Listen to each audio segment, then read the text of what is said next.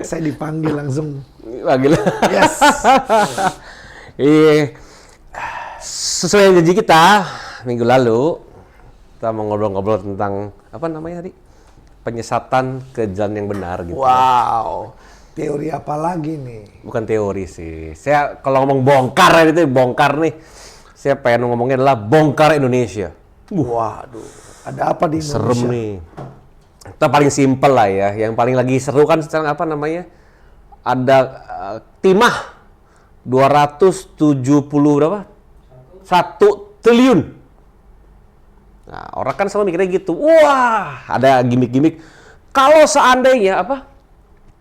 Seminggu sekali liburan bawa uang 1 M atau buang uang 1 M. Itu aja habis berapa lama? Berapa ratus tahun katanya baru habis. 271.000 hari. Nah itu. Berapa tahun tuh? Saya hitung dulu. Anggap deh kalau nggak tiap hari kita buang 271.000 hari dibagi 3,5. 743 tahun. tahun. Iya. Tuh uang nggak sedikit ya. Wow. Wah gitu. Tuh uang nggak sedikit ya.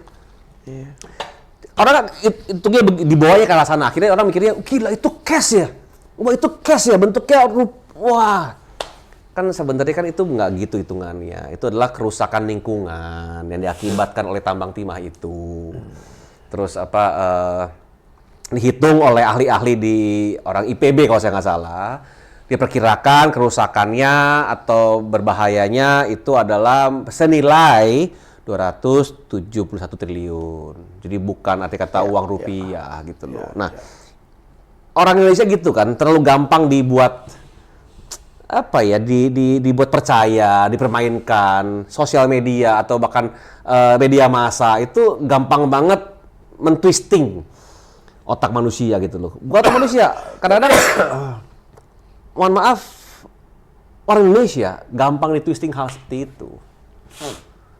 Nah, saya kadang ngerasa gini akhirnya, apakah mohon maaf, apakah emang ada satu apa namanya pemegang kekuasaan bukan pemerintah kali ya, saya nggak tahu apa namanya ya, yang punya higher power gitu ya, emang sedang membuat nih orang-orang Indonesia, tanah yang kaya ini, bangsa yang kaya ini gitu kan, sedang kayak dibuat untuk jadi pembodohan massal gitu loh. Ada radiasi kebohongan gitu ya. Iya. Jadi ada oknum Buat saya ya, untuk sengaja dibikin kuat radiasi kebohongan itu iya. di sekeliling Indonesia gitu. Sengaja dibikin bodoh. Contoh mohon maaf kayak nih bebas lah ya. Kalau mau dibikin somasi kali ya, udah siap lah. Cuma ini nggak siap. Saya baru loading. Saya siap nggak ya? Tapi ini pengen ngobrol aja sebenarnya. Ini ngobrol-ngobrol teman-teman ya. Bahwa contoh kayak apa? Kayak di Papua. Itu jangan-jangan emang ada pembodohan massal di sana. Orang-orang Papua kan hobinya minum. Kadang tidur di pinggir jalan dan sebagainya. Karena tanah mereka kaya raya loh. Akhirnya kayak saya ngerasa apakah emang ada sengaja dibuat bodoh orang-orang sana gitu ya.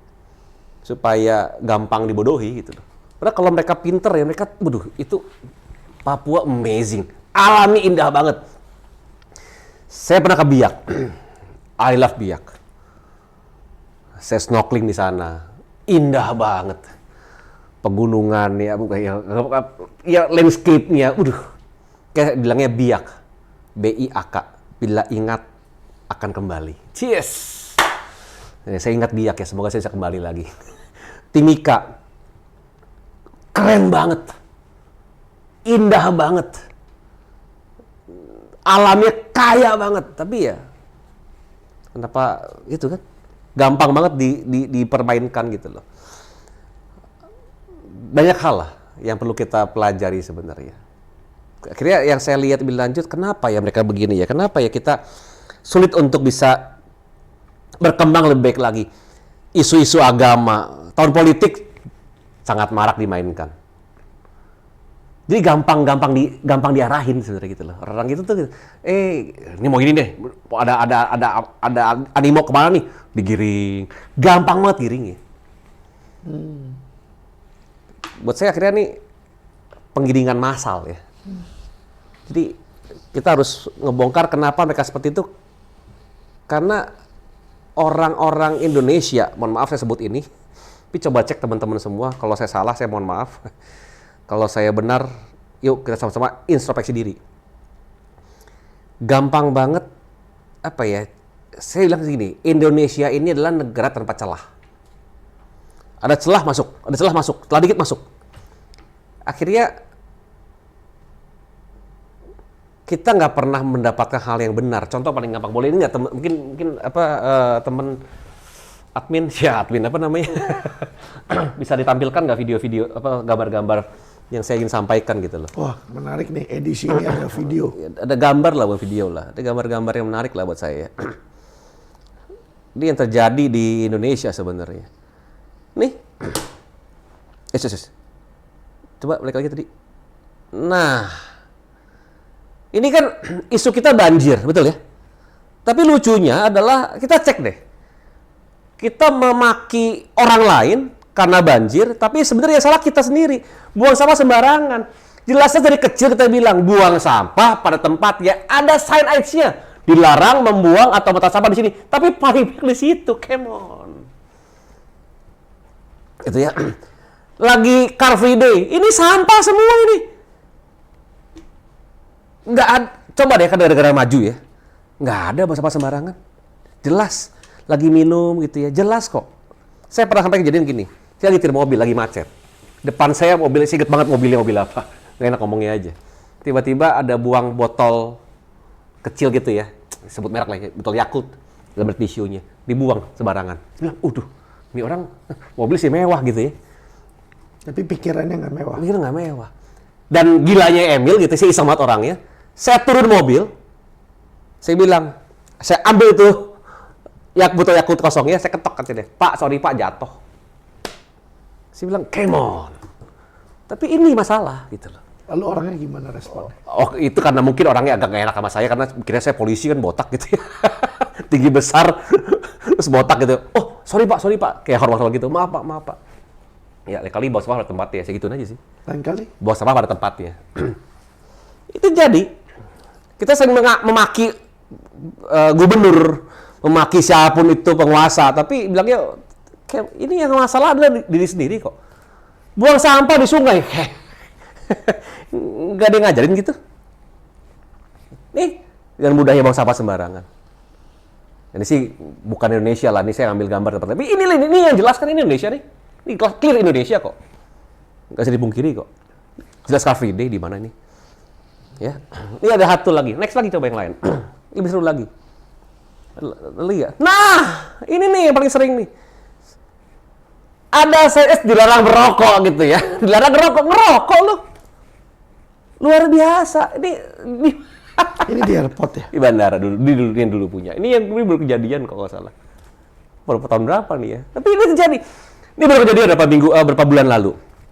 Saya lagi makan di satu restoran Padang di rest area dari Jakarta mau ke Cirebon. Ya. Restoran Padang. Minggir sebentar, istirahat bentar lah mau makan di situ ya. Jelas itu ruangan ber-AC. Ada sign age-nya, dilarang merokok. Orang rokok. Mohon maaf, pejabat. Saya bisa mau pada ya pejabat. Kesel banget saya begitu. Anak saya masih kecil.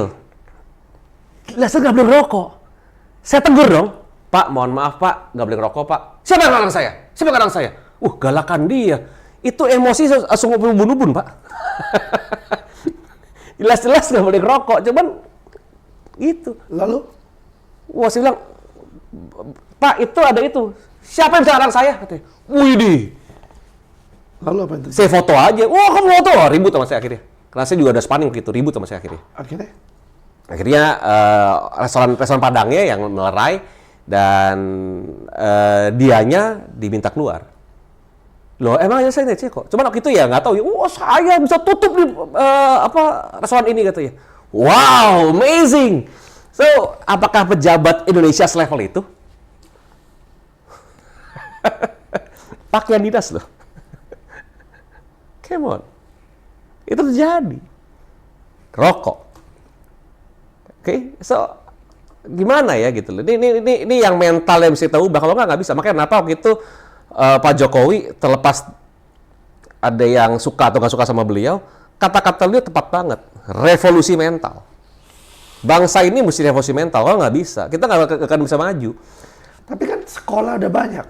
Nah, karena dana pendidikan tinggi. Nah itu dia. Buat saya kenapa?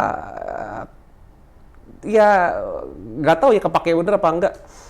Kita ngomong dulu ada satu Pak Mahfud tuh masalah gitu yang bicara di panggung gitu ya. Jika Indonesia ini tidak ada pungli atau koruptor, gitu ya, kita bisa memberikan satu orang Indonesia, baik bayi maupun orang dewasa, 20 juta setiap bulan. Tanpa perlu kerja. Segitu kaya loh Indonesia. Tanpa perlu kerja, setiap orang Indonesia bisa diberikan 20 juta rupiah setiap bulan. Itu amazing. Begitu kaya bangsa ini, begitu kaya negara ini. Tapi di sunat atau disembelih dengan hal seperti itu. Karena ini nih, nggak bisa tahu. Kok bisa gitu sih? Coba ada lagi nggak gambar-gambar lain? Ada kan gambar lain kok? Ini hal lucu lagi, ada gambar lain nggak? Coba next gambar lain, bos. Nah, buat apa jembatan penyeberangan? Mau mati usahain orang, bisa gitu loh bahasanya. Ini jembatan penyeberangan loh, nyebrang sembarangan, lawan maut. Memang kalau masalah mental, beraninya luar biasa berani. Pas saya tanya waktu itu, saya tanya sama orang-orang ini nih, saya iseng gitu sih, orang iseng ya. Pak, ada jembatan apa nggak naik? Capek Pak, tinggi, mendingan nyebrang langsung, nggak takut mati tapi. Omongannya simpel banget, capek Pak naik tangga, bisa lebih gampang, lebih cepat, apa enggak? Amazing loh. Dia seberang di bawah jembatan penyeberangan. Keren banget loh. Kan ini hal yang umum di Indonesia. Nah, ini bahayanya. Bukan hal yang jarang terjadi, udah lumrah. Jadi biasa. Salah nggak ini? Sudah jadi biasa. Iya. Semua orang melakukannya. Iya. Kenapa? Itu makanya kenapa Pak Jokowi bilang revolusi mental. Sekarang orang sering ngomong gini, peraturan dibuat untuk dilanggar. Bukan untuk dipatuhi loh. Itu miris buat saya. Saya tanya waktu itu ya, oke tolong jawab dengan cepat ya. Peraturan dibuat untuk dilanggar. Saya sedih loh dengerin. Dia ketawa, saya sedih loh. Saya bilang kok ketawa ya? Sedih harusnya, mikir. Ini sudah jadi borok buat saya. Bangsa ini. Peraturan buat dilanggar. Nah, sekarang kan Indonesia itu kan negara beragama. That's it. Lalu juga negara yang pendidikannya sudah lebih diperhatikan. Itu saya bisa tanya sebenarnya. Nggak tahu, karena mentalitas kita masih hancur begini. Ini tiap hari kita lihat kok. Lagi, sebelum kita bahas lagi ya. Lagi Pak, kamera apa yang gambar layar. Nih, dilarang muter. Ini, aduh, kelewatan banget sumpah. Lawan arah, wih nih. Ini hasil foto coach ya? Enggak lah, saya nggak beli internet. Ada hasil foto saya, cuman ya ada yang bisa lagi. Tiap hari saya berjibaku. Ada yang tahu Pasar Hipli? Di dekat rumah saya tuh ada Pasar Hipli. Anak saya sekolah dari ke daerah sana. Itu tiap hari itu kalau lewat kereta, itu dengan polosnya semua orang lawan arah motornya. Kalau ada teng gitu ya, sudah siapa ya tuh? Ini saya, di sebelah kanan itu yang harusnya buat arah balik, itu motor numpuk semua di sana. Yang lucu ya kadang-kadang bahkan mikrolet pun lewat sana. Saya bilang, ini orang nggak punya otak kali ya. Kenapa? Udah pasti nggak bisa maju, Pak. Saya mau maju pun di sana, motor semua depan saya. Ini gimana saya maju ya? Akhirnya motor cross dulu. Saya bilang, come on. Ini mentalitas. Tapi kan itu hal yang biasa, coach. Ya, biasa kenapa? Dibiarkan ke pembiaran. Akhirnya saya bilang gini, yang lucu lagi adalah ada videonya kalau nggak salah, tapi bukan di sini ya. Saya lihat videonya kok, orang motor lawan arah, dibilangin galakan dia. Saya pernah kejadian gitu, motor lawan arah, saya bilang Pak kalau di sini, sombong amat jadi orang katanya. Sombong. Saya bener, tapi bilang sombong. Lucunya bangsa ini, orang yang melakukan benar dikira sombong. Orang yang nggak korupsi, yang bersih, malah masuk penjara. Ayo. Saya nggak bilang pejabat ya, saya bilang teman saya ada yang begitu. Dia nggak korupsi, masuk penjara. Gara-gara nggak korupsi. So, kalau mau bongkar, ini ultimate bongkar buat saya. Ini bongkar Indonesia. Ini terjadi kok. Lawan arah sembarangan. Jelas-jelas nggak boleh naik jembatan gitu ya. Ada motor nggak boleh. Dia naik juga, ditangkap marah-marah. Nah, gitu kan. Ada satu lagi pejabat, ada filmnya kok, semua pada tahu juga kok. Anggota DPR. Muter mobil, nggak boleh muter, tangkap polisi. Kamu nggak tahu saya siapa? Widih. Saya bilang ini luar biasa arogannya. Apakah hal seperti ini yang kita melakukan terus-menerus? Apakah sebobrok itu mental bangsa ini? Tidak bisa ikutin peraturan yang ada. Main sikat kanan, sikat kiri lagi. Menurut coach itu problemnya di mana? Pembiaran. Satu, pembiaran. Yang kedua adalah toleransi yang kebablasan buat saya. Contoh, waktu itu ada videonya kok. Orang, ya pokoknya ojek lah ya. Ojek, bukan Gojek, bukan Grab. Ojek pokoknya. Saya nggak sebut nama. Dia lagi naik motor, dia ngelawan arah, ada satu lawan arah, satu lagi lewat trotoar. Dimarahin sama orang. Bukan diomongin, Pak mohon maaf nggak bisa lewat sini. Wah, dia malah maksa mau ditabrak orangnya. Langsung dibuka helm, marah-marah. Kalau ini nggak macet juga saya nggak begini katanya. Maksudnya apa? Kalau ini nggak macet saya begini, semua juga pada macet. Gitu kan. Cara berpikirnya ke-twisted ya. Iya. Karena butuh ditoleransi. Gue udah miskin, gue udah susah, jangan buat hidup gue susah. Yang buat hidup lu susah, di lu sendiri. Bukan orang lain. Emang apa salahnya saya ikutin peraturan? Atau mungkin juga ada banyak kebencian. Kenapa? Peraturan itu dibuat untuk apa gitu kan? Akhirnya munculnya lagi nih, yang ngomong peraturan itu ditumpul ke atas, tajam ke bawah. Ada orang yang korupsi besar-besaran, nggak ada apa-apain tuh. Ada satu ibu nenek tua, siket banget tuh, nyuri sendal di masjid. Ditahan 3 bulan. Come on. Ya, jadi kalau sampai video disampai ke pemerintah, mohon coba dicek kebenarannya. Kalau iya benar seperti ini, tolong diperbaiki. Nggak bisa, enggak. Ada saran nggak coach? Gimana cara kita memulainya? Itu, kalau ngomong mulai, kita mulai dari diri sendiri. Dan mulai dari pendidikan. Next coba. Coba ada yang lain, gambar lain. Dia yang, iya, jalur busway, lucu ya. Nah ini nih. Oke, tapi jalur busway jelas juga ya, itu lawan peraturan lah. Ini nih. Nyontek ini. Mungkin buat kita ya, saya dulu nyontek ya. Saya dulu nyontek lah. Gitu. Saya dulu anak nakal juga. Cuman ini yang berbahaya sebenarnya. Kita membiarkan orang nyontek itu malah bahaya. Dari kecil, dari sedini mungkin kita belajar berbohong. Kita belajar melawan peraturan. Kita belajar untuk main samping lah, main ya gitu. Ada apa ya, omongan gini kan, Indonesia mah gampang, asal punya duit gampang masih lewat. Seorang yang punya duit, orang berkuasa, apakah iya? Makanya kenapa orang-orang yang mungkin menengah ke bawah secara penghasilan, mereka akhirnya sebel sama yang punya duit. Karena tidak dilakukan adil. Apakah adil itu ada? Ada. Kalau buat saya pasti ada. Masih ada. Kalau pengen udah nggak ada, dunia udah nggak adil. Itu salah konsep ya, salah persepsi. Adil tuh ada sebenarnya. Coba bagaimana kita menyikapinya aja. Saran saya adalah, ya ini tuh, dari masa kecil deh. Guru-guru yang ada. Apakah itu mungkin terjadi? Bisa. Kalau memang bapak-bapak menteri gitu ya, bapak-bapak pemerintahan, ibu-ibu pemerintahan, bisa mensosialisasikan dan benar-benar memegang teguh hal yang benar tadi. Cuman, ya, just hope. Saya punya harapan itulah. Saya nggak berharap juga, pasti kecewa soalnya. Teman saya bilang gini, Mil, nggak bisa. Korupsi itu atau orang-orang ini udah kayak benalu buat Indonesia. Pelumas ekonomi berjalan katanya. Ya, gitu kan. Udah benalu Indonesia. Jadi kalau kita cabut akarnya, cabut benalunya, pohonnya mati. Coba kalau kita mau menghilangkan gini-ginian di Indonesia, susah sebenarnya. Bisa nggak? Bisa.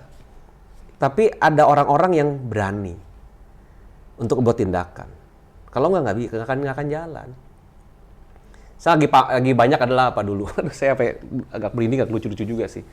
Kalau di sosial media bentak-bentak orang, bentak-bentak anggota DPR atau bentak-bentak polisi atau bentak-bentak pejabat lain gitu ya. Nah, high levelnya kayak tuh gue keren gitu loh. Wah, iya. Rakyat Indonesia berharap, wah, ini orang yang berani untuk berjuang. Tapi apakah itu hanya benar-benar dia mau berjuang? Ataukah hanya gimmick video aja? Cari like doang. Nah, ini sih, ini satu challenge ya. Artinya sistem pendidikan maupun katanya agama itu tidak menyelesaikan. Tidak bisa masalah. Karena tadi saya bilang toleransi berlebihan yang lewat batas, yang akhirnya ya orang semua pengen ditoleransi. Hal-hal yang tidak bisa tolerir malah ditolerir juga gitu. Akhirnya ya paling gampang pembiaran lah, dibiarkan semuanya, dibiarkan saja. Nah, akhirnya saya lihat apakah ini emang skemanya untuk pembodohan massal, membuat jadi bodoh gitu ya, ataukah apa? Nah, ini kalau kita mau robah hal ini, secara ekonomi Indonesia, secara mentalitas akan lebih baik. Pasti nggak mungkin nggak. Bisa apa enggak? Hanya Tuhan yang tahu. Ya, mungkin dimulai dari kita lah ya. That's it.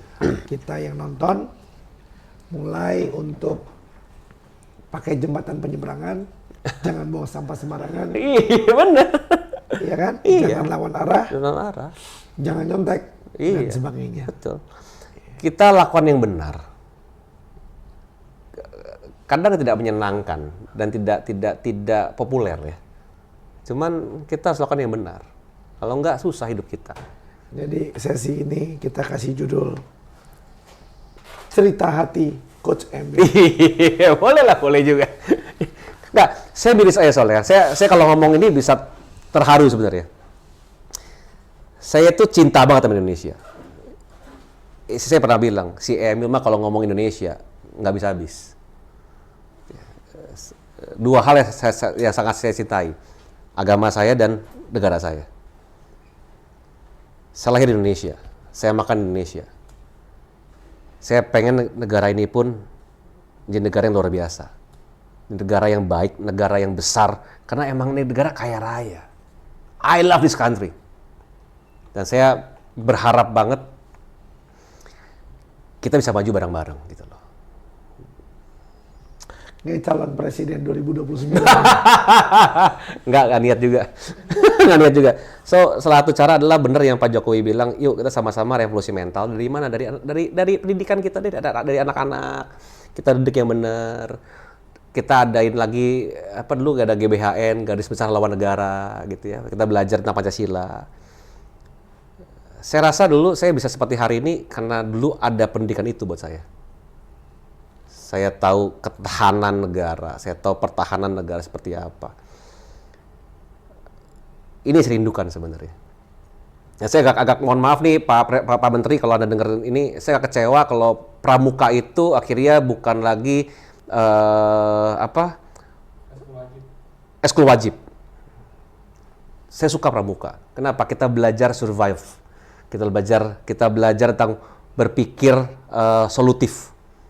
Tapi ini bukan lagi ekskul wajib di sekolah. Kalau jadi ekskul wajib di sekolah, kita belajar teamwork di sana. Kita belajar punya hati buat orang lain di sana. Itu pramuka kok. Yang begini tadi, lawan arah, gak lewat jembatan penyeberangan dan sebagainya. Hanya mikir diri sendiri, gak mikir orang lain. Itu kalau tabrakan gimana? Kalau mati gimana? Itulah, ngerokok. Itu rokok sembarangan. Itu nyusahin orang lain juga. So kita nggak mikir orang lain, mikir diri sendiri. Terlalu too much think about ourselves. Yang penting gue enak, yang penting gue nyaman, yang penting gue sukses. Come on, apakah benar? Nah itu sih yang kalau kita mau bongkar ini yang ingin saya bongkar, ini yang saya ingin katakan bahwa kita mulai dari diri sendiri, kita belajar mawas diri, ya, kita ikut rules lah. Karena Pandi diem aja nih.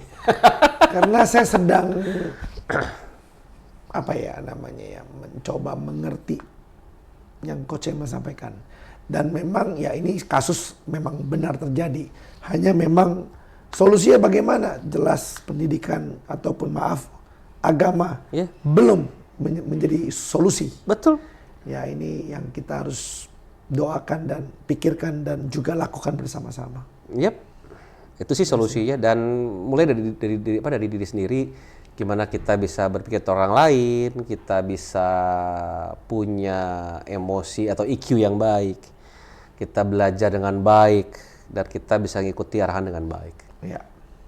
Kalau enggak, akan sulit bisa lakukan hal ini. Ya. Ya, semoga revolusi mental terjadi di Ibu Pertiwi ini. Ya, siap. Oke, so teman-teman, please jika Anda nonton video ini atau video ini muncul di layar Anda, Bukan kebetulan. Ya, mungkin adalah salah satu Mungkin Anda jadi agen perubahan kita juga. amin. Bisa jadi kan? Sama-sama kita berjuang untuk membuat Indonesia lebih baik, dimulai dari hal yang kecil seperti ini nih. Iya. Ya, kalau ini masih ada, Indonesia masih begini, sulit untuk kita berpikir hal besar dan Indonesia jadi negara maju. Ya. Kalau bisa seperti ini, amazing. Indonesia tangan kita. Ya. Sampai jumpa minggu depan. Thank you.